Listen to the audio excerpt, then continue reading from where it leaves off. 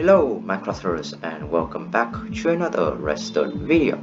I have a problem. You see, like most of you, I also have a lot of internet accounts. I have all of my social media accounts, I have my school account, and I also have a lot of random accounts that I don't remember creating. Now, if I was a normal human being, I would make each of these accounts with a different password.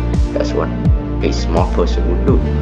However, because I am not smart, I am the opposite of smart, I decided to make all of those accounts with the same password, which is really dumb in my opinion. So, in order to solve this problem, redstone ways, in today's video, I will gonna show you how I design a password generator in Minecraft using only redstone.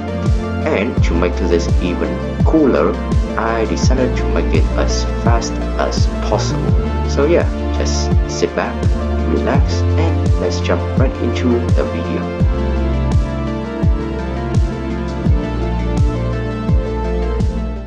In order to do these kind of projects, the first thing that I usually do is I try to come up with ideas on my own.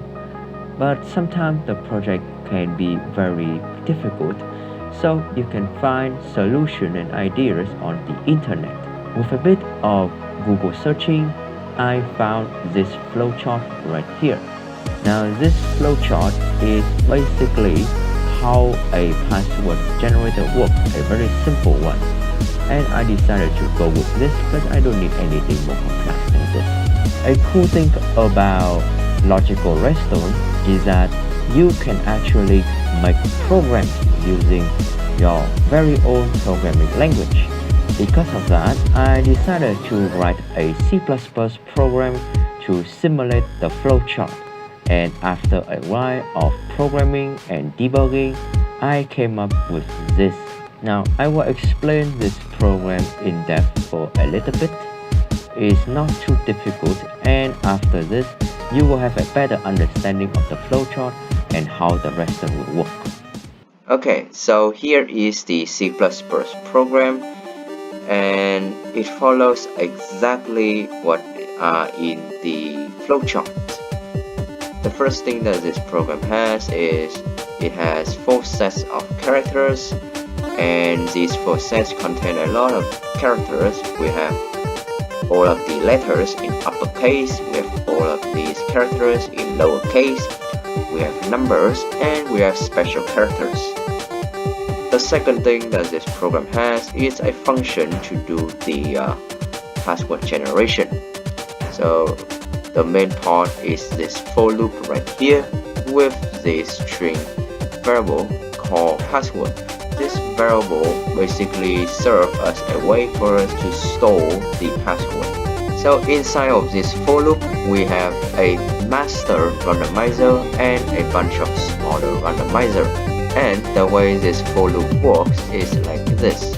The master randomizer will randomly select one of these 4 sets of characters. After that, it will randomly select a character in the set that it has selected. Let's do an example. Let's say that this master randomizer select character set 2. After that, this randomizer right here will randomly select a character inside of this set. So it can choose M or P or Q or W and all of the other characters randomly. Finally, in the main function, we basically just ask the user for the password blank, and we print out the password. So let's run the program to see how everything actually looks like. So we have the console over here. If we enter a password blank, we're gonna enter 10 and press enter. As you can see, here is our password. Now that you have understood the program, we can start doing the redstone. The first problem that I'm going to solve is how to store all of the characters. A good way to do this is by using a ROM or read-only memory. If you don't know what a read-only memory is, A read-only memory is essentially a memory that can store data. However, you can only read the data inside of this memory. You cannot manipulate or change the data stored in this memory. Another problem that I have with this ROM thing is I need it to be as fast as possible because I'm trying to design the fastest password generator in Minecraft. So after a bit of designing and instant wireless spam, I came up with this design right here. A good thing about this design is you can expand it infinitely and all of the characters arrive at the output at the same time, roughly around 10 game ticks or 0.5 seconds. Now that we have finished the ROM, we can start working on the redstone that we're gonna randomly select a character inside of this ROM. After an hour of designing a circuit that allows us to randomly select a character inside of the ROM, I came up with this magenta circuit right here. The circuit has in total 11 randomizers. We have 10 randomizers to randomly select a character inside of the ROM, and then we have a master randomizer to randomly select one of those randomizers. This is basically similar to what the code has.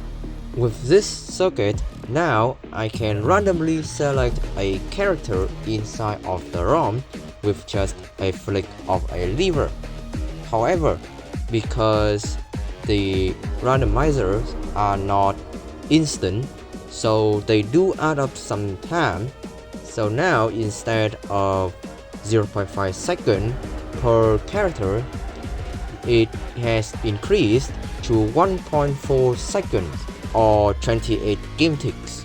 Now the only thing left that we need to do is to design a display to display our password. Now there are two ways of doing this.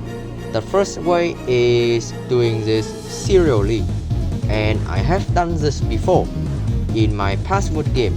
However, since it is serial, it is very slow, which is not what we want. We want this to be as fast as possible. So I will gonna go with the second approach.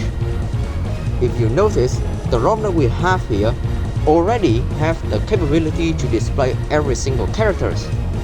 So if we just stack these ROMs together and then we merge the displays together, we basically have the password, and all we have to do is activate all of the ROMs at the same time, and we were gonna get the password. So after a really long time of just stacking the ROMs together and then put all of the displays together and also connect all of the ROMs using this purple circuit, which allows me to select the password length, I have finally finished the password generator. So I will gonna see you off in the showcase of this build.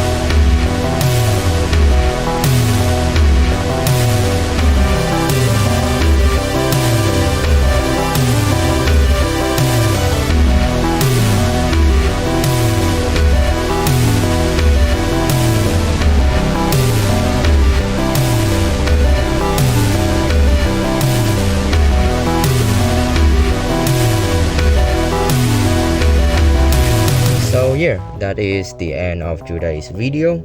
Overall, I am really happy with how this thing turns out. Of course, it is not perfect, but it is my design and I'm proud of it. If you want a world download of this world, I will provide a link in the description, and this time I will not gonna forget, similar to what I did with the Rubik's Cube world. I hope that you have enjoyed today's video, and I hope that you have learned something from today's video. Thank you so much for watching, and I will see you all in the next video. Have a nice day, everyone.